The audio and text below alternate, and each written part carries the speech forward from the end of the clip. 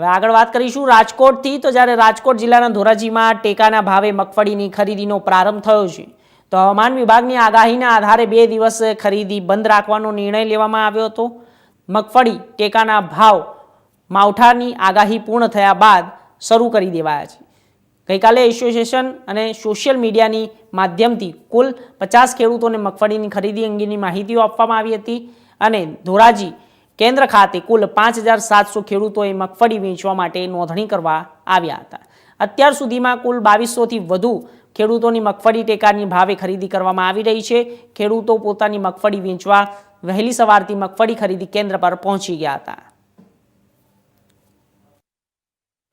અત્યારે આજે 110 ખેડૂતોને બોલાયેલા છે અને વચ્ચે 2 દિવસ અમે બંધ રાખ્યું હતું કારણ કે વરસાદને માવઠાની અસર હતી, એના કારણે 2 દિવસ ખરીદી બંધ રાખેલી હતી અને ખરીદી અત્યારે ચાલુ છે. અત્યારે 110 ખેડૂતોને બોલાયેલા છે અને સોયાબીનના ખેડૂતો બી પેન્ડિંગ વાળાને બોલાયેલા છે.